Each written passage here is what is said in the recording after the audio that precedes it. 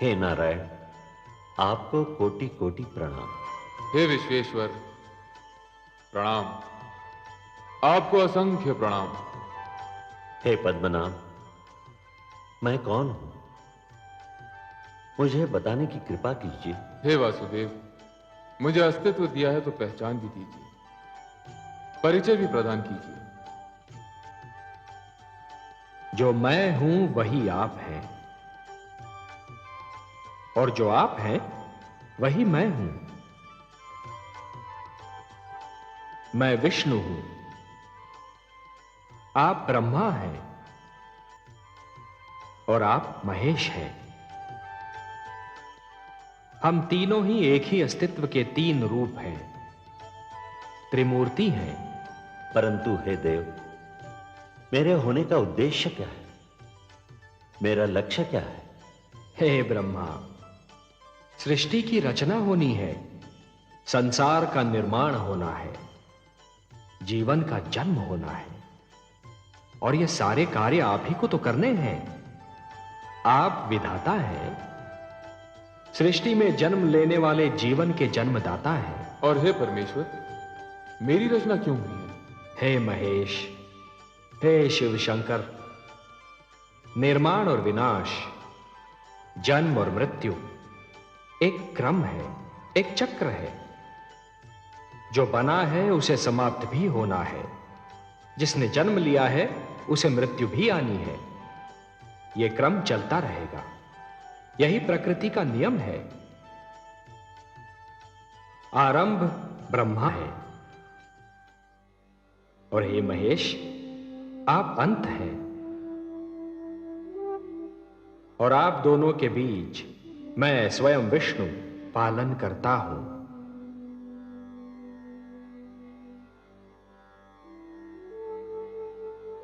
हे ब्रह्मा, हे विधाता, सृष्टि की रचना का शुभारंभ कीजिए।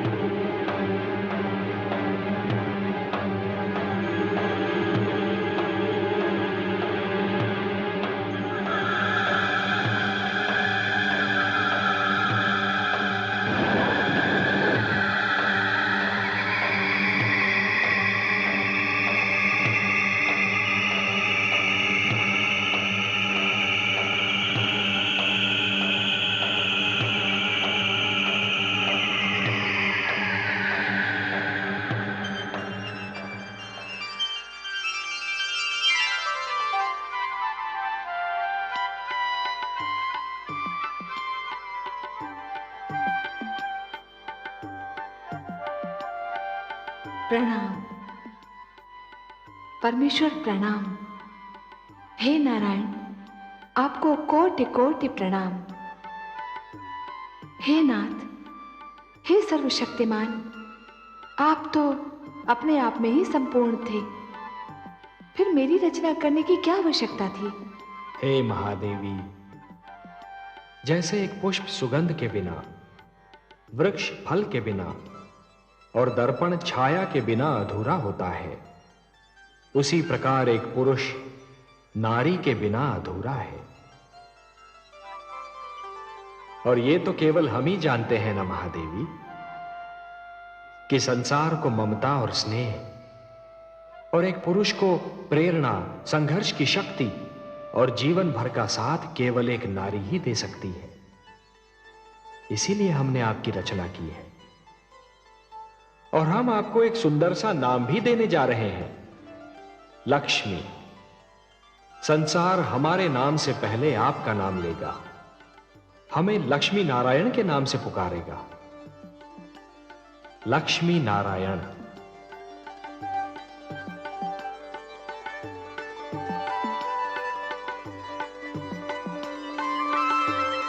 श्री विष्णु भगवान की अनुमति से ब्रह्मा ने सृष्टि के निर्माण का श्री गणेश किया। सबसे पहले अपनी भुजाओं से उन्होंने 4 मनु पैदा किए।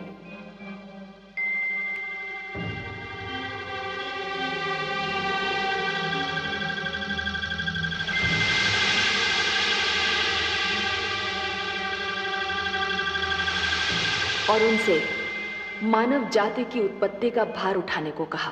परंतु शिशु रूप में जन्मे इन संकादिक ऋषियों सनक, सनातन, सनंदन और सनत कुमार में इच्छा का अभाव था।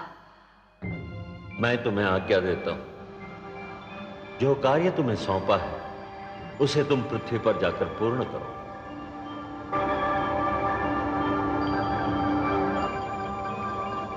तो मैं तुम्हें शाप देता हूं, जाओ, निकल जाओ यहां से। उन्होंने मानव जाति को जन्म देने जैसा महान भार उठाने में स्वयं को असमर्थ पाया। इच्छा का संबंध ज्ञान से है और ज्ञान की जड़ें विद्या में होती हैं। ब्रह्मा ने यह सोचकर निर्णय लिया कि मानव से पहले सृष्टि में ज्ञान का उजाला फैलाना चाहिए। जीवन को ज्ञान मिलने से पहले ज्ञान को जीवन मिलना चाहिए।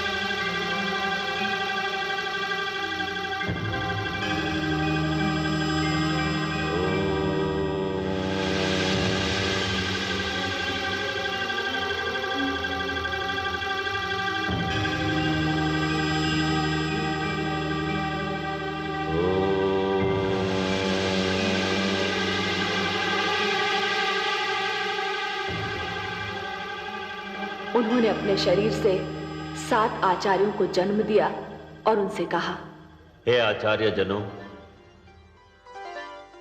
हे वशिष्ठ, हे क्रतु, हे पुलह, हे पुलस्त्य, हे अंगिरा, हे अत्रि, हे मरीचि। सृष्टि में मानव जीवन का आगमन होने वाला है। मानव को शिक्षा देना, उसके जीवन को दिशा देना आपके जन्म का कारण भी है और उद्देश्य भी। उसके मार्ग में ज्ञान का प्रकाश फैलाएंगे आप। उसे परिवार और गुरुकुल परंपरा के ढंग सिखाएंगे। आपकी आज्ञा का पालन हो। सप्तऋषि के नाम से जाने जाने वाले ये 7 आचार्य आज भी मानव जीवन के आगमन का सुनहरा पल।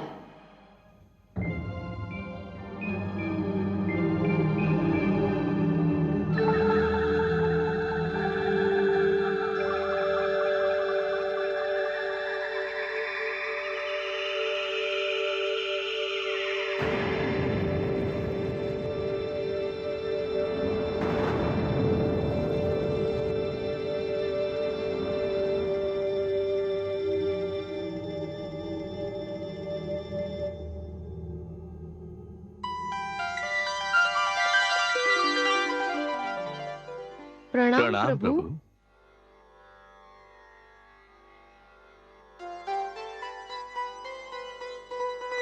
हे मनु, हे शतरूपा, आप दोनों मिलकर सृष्टि में मानव जीवन के प्रारंभ की घोषणा है।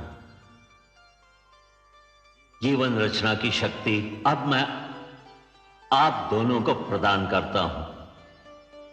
मनु, आप पुरुष हैं, शतरूपा आप स्त्री। आप दोनों मिलकर मानव जाति का आधार बनेंगे, परिवार बनाएंगे, समाज बनाएंगे। आप दोनों शरीर तो दो हैं, पर प्राण एक होंगे, एक दूसरे का साथ देंगे, एक दूसरे के सुख दुख बांटेंगे। जो आज्ञा प्रभु। आप दोनों के कई रूप होंगे। मनु, आप पति पिता पुत्र के रूप धारण करते रहेंगे, और शतरूपा आप पत्नी माता और पुत्री के रूप में ढलती रहेंगी। आपको मैं स्नेह ममता दया और करुणा की भावनाएं देता हूं। मनु, आपको संरक्षण पालन पोषण और परिश्रम की शक्तियां प्रदान करता हूं। आप हर पग पर हर स्थिति में और हर स्थान पर शतरूपा की रक्षा करेंगे, उसके सुख का ध्यान रखेंगे। आज के उपरांत सृष्टि में जीवन स्वयंभू नहीं होगा। अब जीवन जन्म लेगा और जन्म देगा। हे पिता, आपके आदेश का पालन होगा। मैं अपने धर्म का पालन करूंगी प्रभु।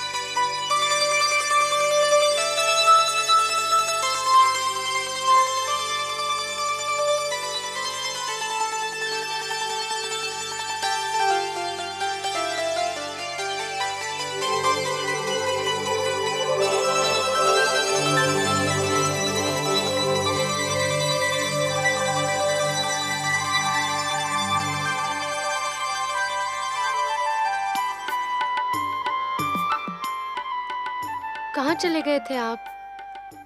आपको पास न पाकर मैं कितनी घबरा गई थी। क्यों चले गए थे मुझसे दूर?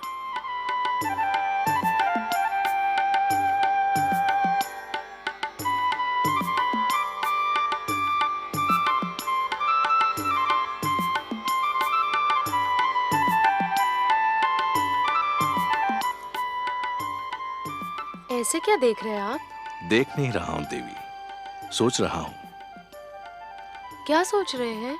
यही कि आपके प्रश्न का उत्तर दूं या ऐसे ही आपको निहारता रहूं, या आपकी मधुर वाणी सुनता रहूं। ऐसी क्या बात है मुझ में और मेरी वाणी में?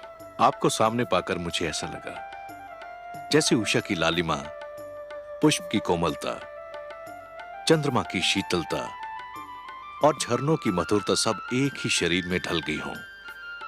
देवी, मैंने भोर भय पंछियों की चहकार सुनी, मैंने सूर्य की पहली किरण छूने पर कलियों की चटकार सुनी, मैंने सरोवर पर वर्षा की पहली बूंद की झनकार सुनी, परंतु उनमें वो संगीत और स्वर लहरी नहीं मिली जो आपकी वाणी में सुनाई दी।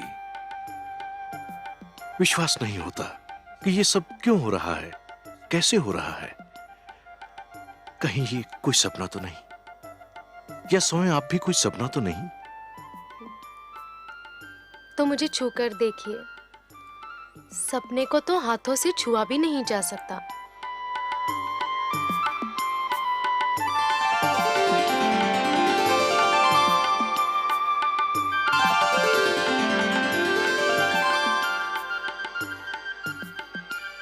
अब पता चला कि मैं सपना हूं या सत्य? आप सत्य हैं देवी, सृष्टि का सबसे सुंदर सत्य। ब्रह्मा ने मुझे आपके विषय में बहुत सारी बातें बताई थीं, परंतु एक बात नहीं बताई थी जो मैंने अब जान ली है। कौन सी बात? यही कि आप मेरी संगिनी नहीं, मेरी आवश्यकता भी हो। आपने अधूरी बात जानी स्वामी। क्यों? पूरी बात यह है कि हम दोनों एक दूसरे की आवश्यकता है।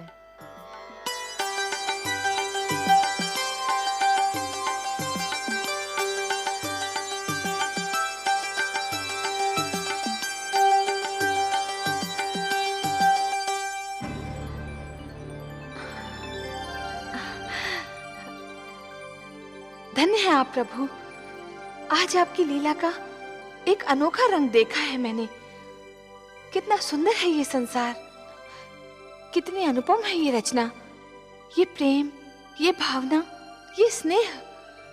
मनु और शत्रुपा की भावनाओं में जो फूल सी सुगंध, मधु सी मिठास और कलियों की कोमलता का अनुभव किया, वैसी भावनाओं से तो हम देवलोक वाले भी वंचित हैं प्रभु। आपको अच्छा लगा महादेवी? बहुत ही अच्छा लगा सर्वेश्वर, बहुत सुंदर, बहुत मधुर।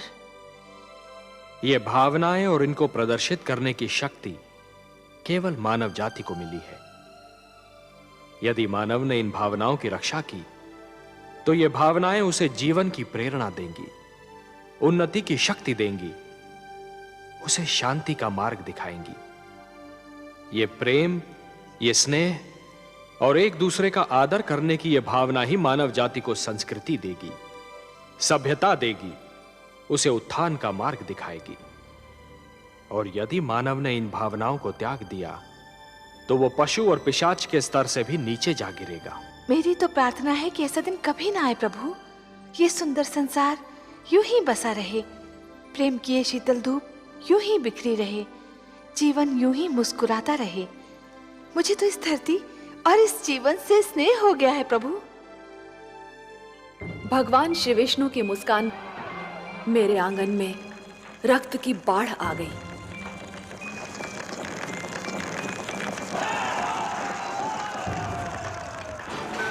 मैं घबरा गई।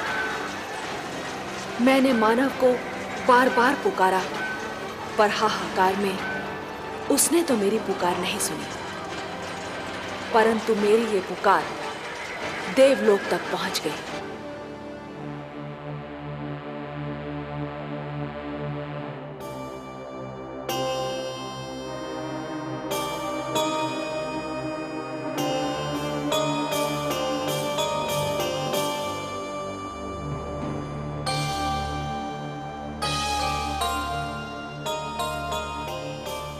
क्या बात है महादेवी? आपके इन सुंदर नयनों में आश्चर्य और विस्मय की छायाएं क्यों तैर रही हैं? किस सोच ने आपके मन को घेर रखा है? कुछ नहीं विश्वेश्वर, यही सोच रही थी कि यदि चित्रकार के बनाए चित्र को कोई बिगाड़ दे तो क्या उसे तनिक भी चिंता नहीं होगी? यदि कोई शिल्पकार की बनाई मूर्ति को तोड़ने की चेष्टा करे तो क्या उसे तनिक भी दुख नहीं होगा? यदि कोई चित्रकार अपना चित्र किसी को उपहार में दे दे तो उस चित्र को संभालना उपहार पाने वाले का कर्तव्य है। कोई शिल्पकार अपनी मूर्ति किसी को भेंट दे दे तो उस मूर्ति की देखभाल करना भेंट पाने वाले का कर्तव्य है। वैसे हम समझ गए कि आप पूछना क्या चाहती हैं। आप तो अंतर्यामी हैं। लगता है आप हमारी धरती पर घटने वाली घटनाओं से पीड़ित हो उठी हैं। हाँ पद्मनाभ, मैं बहुत दुखी हूँ। क्यों हो रहा है ये सब? क्यों मचा है ये हाहाकार? प्रेम बनाया था तो घृणा क्यों बनाई? जो हो रहा है, हो सकता है वो वही हो जो स्वयं विधाता ने लिखा हो। और अपना लिखा तो स्वयं विधाता भी नहीं मिटा सकते ना। हे महादेवी, हो सकता है कि यह मानव की परीक्षा हो, उसके कर्मों की परीक्षा हो। पर ऐसा संसार और ऐसा मानव आपने बनाया ही क्यों नारायण, जो आपकी बनाई धरती पर अंधेरा फैला रहा है? तो आप क्या चाहती थीं कि हम केवल दिन बनाते और रात्रि न बनाते? फिर मानव को अंधेरे उजाले का अंतर कैसे जान पड़ता? विष न होता तो अमृत की महत्ता कैसे जानी जाती? पुष्प के साथ कांटे न होते तो पुष्प के सौंदर्य को कौन जान सकता? पतझड़ न आती तो वसंत ऋतु इतनी सुहानी कैसे लगती? हमने मानव को बनाया है देवी। मानव इतिहास को बनाने का कार्य हमने अपने हाथों में नहीं रखा, वो तो उसी पर छोड़ दिया है। अभी तो उसे अपनी शक्ति का आभास हुआ है। इसी से उसे न्याय अन्याय, सत्य असत्य, धर्म अधर्म और पाप और पुण्य की जानकारी भी होगी। हमने बुद्धि दी है मानव को, विवेक दिया है उसे। और यदि मानव ने विवेक से कार्य नहीं किया तो? यदि धरती पर रात्रि इसी प्रकार दिन को निगलती रही तो? अंधकार प्रकाश को डसता रहा तो? तब क्या करेंगे आप? चिंता मत कीजिए देवी। यदि असत्य और अधर्म अपनी सीमा को पार कर गए, यदि धर्म की हानि होने लगी, तो हम स्वयं धरती पर जाएंगे। हम वचनबद्ध हैं। परित्राणाय साधूनाम विनाशाय च दुष्कृताम धर्म संस्थापनार्थाय संभवामि युगे युगे। अपनी लीला तो आप ही स्वयं जानते हैं पद्मनाभ। विजय करके अपनी राजधानी लौट रहा है।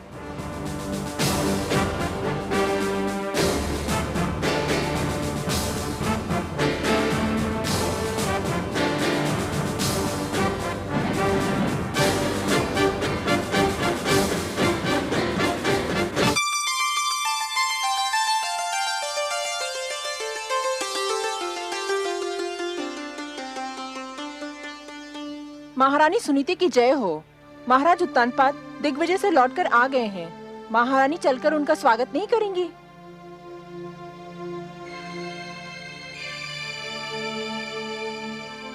मैं वहां जाकर क्या करूंगी? उनका स्वागत करने के लिए तो पहले से वहां कोई उपस्थित है। क्षमा करें महारानी, पर आप बड़ी रानी हैं, पट रानी हैं। महाराज के स्वागत का अधिकार तो आप ही को प्राप्त है। अपने स्वागत का अधिकार, देने न देने का अधिकार तो महाराज के हाथों में है। और महाराज ये अधिकार अब किसी और को दे चुके हैं। आप यही है बातें पिताश्री के स्वागत को नहीं गई? नहीं पुत्र, मैं नहीं गई। फिर मैं जाऊंगा पिताश्री का स्वागत करने। तुम भी ना जाओ पुत्र। क्यों बातें? मैं नहीं चाहती कि इतनी कम आयु में तुम पीड़ा और दुख जैसे शब्दों का अर्थ जान लो। तुम्हारे कोमल मन को तनिक भी ठेस लगी ना, तो मैं सहन नहीं कर पाऊंगी। मैं समझा नहीं माताश्री। अभी छोटे हो ना, बहुत सी बातें तुम्हें समझ नहीं आएंगी। पर माताश्री, मैं उनसे मिलने को व्याकुल हो रहा हूँ। इतने दिनों बाद तो लौटे हैं पिताश्री। जहाँ इतने दिन राह देखी है, थोड़ी देर और प्रतीक्षा नहीं कर सकते? वो यहीं आएंगे। एक बात पूछूं माते? अवश्य पूछो। क्या वृक्ष की छाया वृक्ष से दूर रह सकती है? कदापि नहीं। तो फिर पुत्र अपने पिता से कैसे दूर रह सकता है? पिता के प्रेम पर पुत्र का जन्मसिद्ध अधिकार है।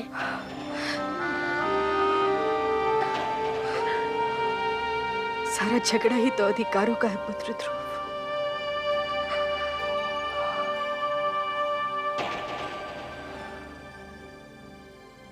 अधिकारों का है।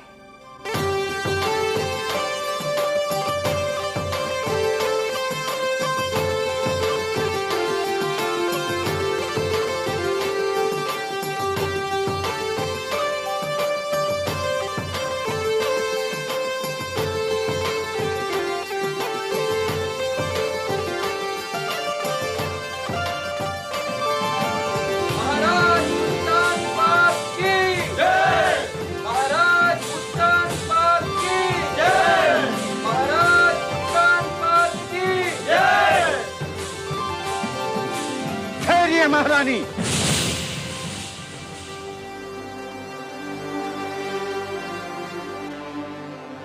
ये उचित नहीं है। क्या उचित नहीं है? महाराज के स्वागत का प्रथम अधिकार बड़ी रानी को प्राप्त होता है। किंतु ये अधिकार महाराज ने बड़ी रानी से लेकर हमें दे दिया है। क्या अंतर पड़ता है गुरुदेव? दोनों ही हमारी रानियां हैं और दोनों में से कोई भी हमारा स्वागत कर सकती है। राजा प्रजा का आदर्श होता है महाराज। राजा जो कार्य करता है प्रजा उसी का अनुकरण करती है। राजा मार्गदर्शक होता है, समाज उसके पीछे चलता है। उचित अनुचित की परिभाषा भी राजा ही बनाता है। यथा राजा तथा प्रजा। आज जो कार्य हो रहा है उससे समाज के बड़ों के आदर की परंपरा संकट में आ सकती है।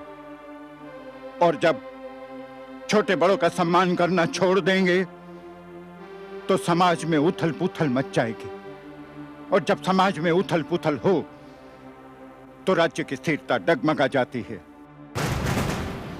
यदि महाराज परंपराओं को तोड़ना चाहते हैं तो आपको क्या आपत्ति है गुरुदेव? परंपराएं हमारे आदरणीय पूर्वजों ने बनाई हैं, उन्हें तोड़ने का किसी को अधिकार नहीं है। तो फिर महाराज का क्या निर्णय है?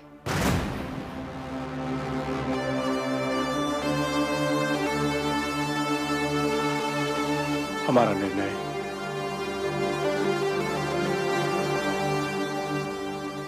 निर्णय यह है कि महारानी सरुचि ही हमारा स्वागत करेंगी।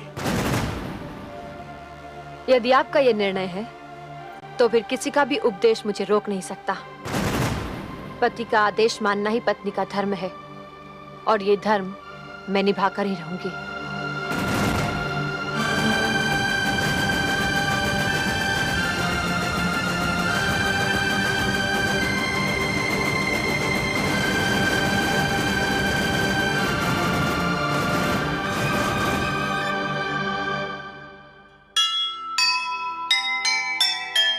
जैसे चले महान जन वैसे चले समाज, वैसी बन जाए प्रजा जैसा होगा राज।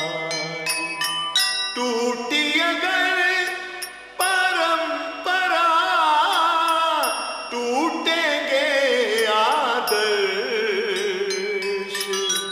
दुख ही दुख छा जाएंगे, मिट जाएंगे हर्ष, मिट जाएंगे हर्ष।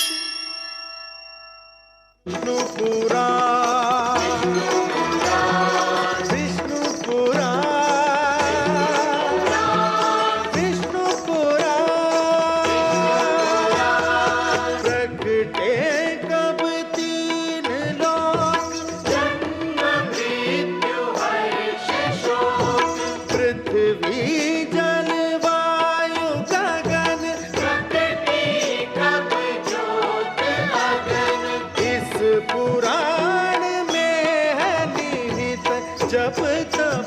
और योग ध्यान।